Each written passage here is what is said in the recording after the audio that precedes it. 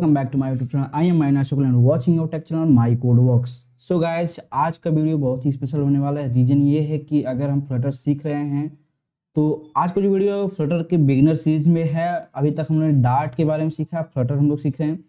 तो फ्लटर जब हम लोग क्रिएट करते हैं एक प्रोजेक्ट राइट फ्लटर में, तो वहाँ पे कुछ फाइल जनरेट होके आती हैं, उनको बोलते हैं प्रोजेक्ट स्ट्रक्चर बोल सकते हो। तो जो फाइल एंड फोल्डर आते हैं उनका ओवरव्यू आज इस वीडियो में देखने वाले हैं। तो इसलिए मैं बोल रहा हूँ कि स्पेशल है, क्योंकि आप अगर चीज़ें को समझोगे नहीं, उनका यूज क्या है, उस फोल्डर का क्यों बन के आया, तो अगर हम लोग ये चीज़ समझ नहीं पा रहे हैं तो फिर हम लोग आगे बढ़ नहीं पाएंगे। क्योंकि कोई भी चीज़ विदाउट यूजलेस कोई भी चीज़ नहीं होता। अगर हम लोग के प्रोजेक्ट में कोई चीज़ बन रहा है तो उसका कहीं ना कहीं यूज होगा, बट हमको समझना पड़ेगा। तो गाइज, अगर मेरे चैनल पर नए हैं, अगर मेरे चैनल को सब्सक्राइब नहीं किया तो please do subscribe, hit like button, share with your friends और कमेंट करो if you have any doubt. I will try to help you out. तो चलते स्टार्ट करते हैं गाइज। तो मैंने जस्ट अभी अपलोड किया कि अगर आपने फ्लटर आपको सेटअप करना है अपने एंड्रॉइड स्टूडियो में, कैसे कर सकते हैं, ये वीडियो है, आप जाके देख सकते हो। और मैं अभी नेक्स्ट चलते हैं हम लोग अपने एंड्रॉइड स्टूडियो पे और हम लोग इसके बारे में समझते हैं। आज का जो वीडियो है इसी के ऊपर है, फ्लटर फाइल स्ट्रक्चर के बारे में। तो अगर मैं यहाँ ऊपर से स्टार्ट करूँ, मैं ऊपर से स्टार्ट करता हूँ राइट। ये है डार्ट टूल।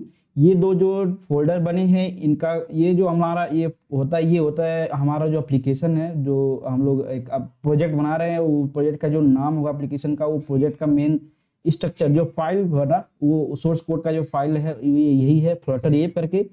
इसके अंदर और ये बताता भी है किस फोल्डर स्ट्रक्चर में ये अभी लोकेटेड है, जो करंट डायरेक्टरी इसका मतलब कहाँ पे है ये।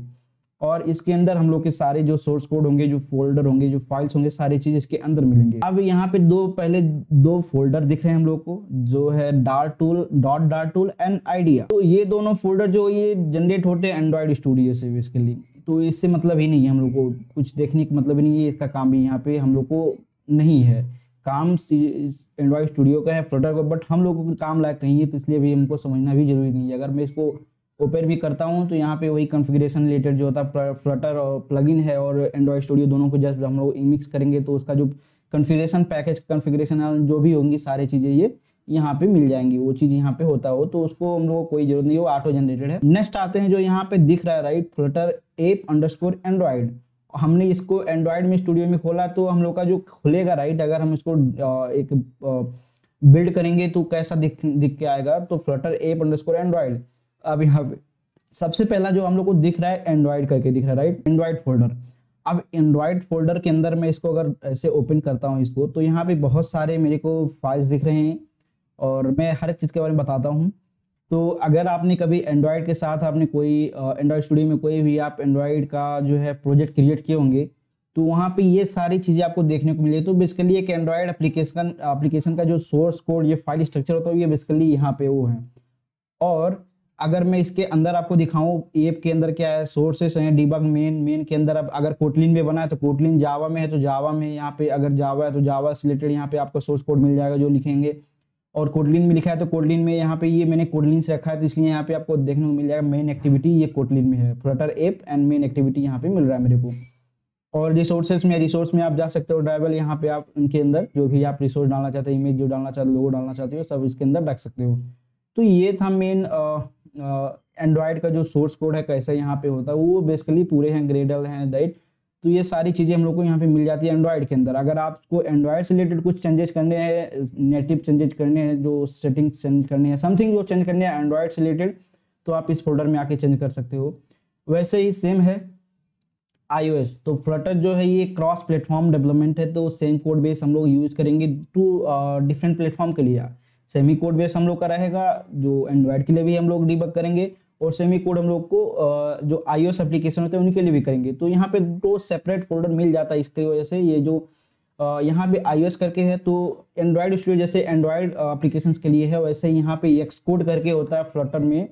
फ्लटर नहीं मतलब एक्सकोड होता है आईडी, जैसे iOS एप्लीकेशन बिल्ड करने के लिए।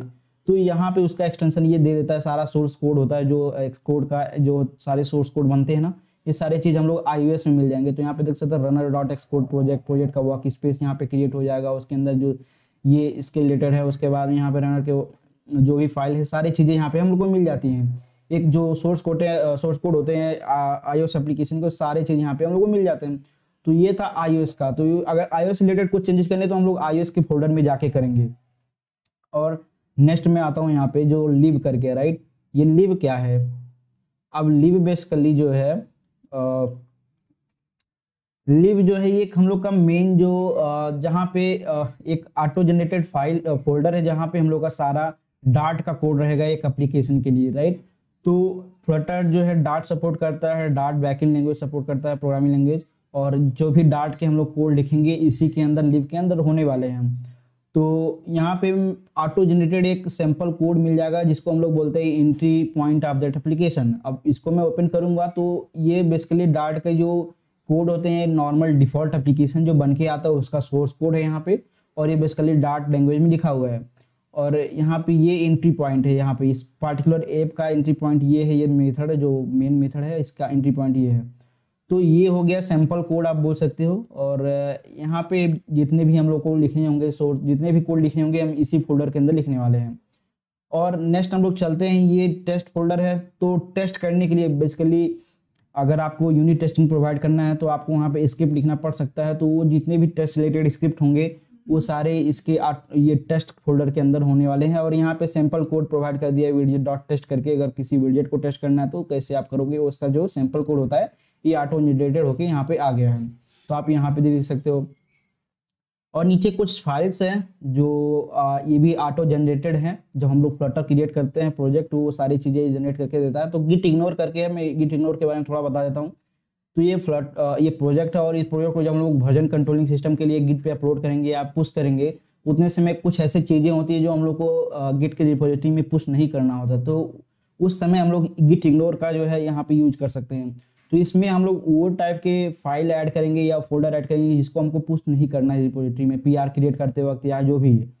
तो ये सारे फाइल या एक्सटेंशन जितने भी होंगे फाइल के उन सारों को ये जितने भी होंगे सभी फाइल्स को स्किप कर देगा, इग्नोर कर देगा, और बाकी जो हम लोग इसमें नहीं डिफाइन किए हैं उनको सब पुश कर देगा वो रिपोजिटरी में। तो ये गिट इग्नोर उसके लिए वर्जन कंट्रोल सिस्टम के लिए यूज होता है बेसिकली जब हम लोग यूज करेंगे इसको। मेटा डेटा ये ऑटो जनरेटेड फाइल है जहाँ पे इसके फ्लटर टूल के बारे में बताता है। ये पैकेजेज है बेसिकली, ये पब जो पब हम लोग का यहाँ पे पैकेज मैनेजर है उससे रिलेटेड जब फ्लटर जब पैकेज होते हैं उनसे रिलेटेड जो भी होते हैं सेटिंग्स वो ये पैकेजेस देखता है। और ये ऑटो एंड्रॉइड स्टूडियो द्वारा जनरेटेड है तो इससे कोई मतलब नहीं है हम लोग का ये देखने, इससे कोई काम नहीं है हम लोग का। जो मेन हम लोग देखते हैं ये फ्लटर ऐप डॉट IML, ये भी एंड्रॉइड स्टूडियो ने ऑटो जनरेट करके दिया है। और इसमें भी हम लोग का कोई मतलब नहीं है, हम लोग का मतलब है ये पब ये जो YAML है और readme.md है। तो ये 3 फाइल्स है, ये भी ऑटो जनरेटेड है। एंड पब से पब spec.yaml जो है ये बेसिकली अगर मैं इसको ओपन करूं तो ये ऑटो जनरेटेड है, बट ये कॉन्फ़िगरेशन फाइल है यहाँ पे। अभी ये बेसिकली पब के लिए बना है। पब यहाँ पे क्या है, ये जहाँ पे हम लोग अपना जितना भी डिपेंडेंसी होता है, जहाँ पे हम लोग अपना जितने भी पैकेजेस डिफाइन करें कितनी सारी डिपेंडेंसी सारी चीज़ें ये पैकेज मैनेजर जो बोल सकते हो ये पैकेज मैनेजर द्वारा मेंटेन होता है ये।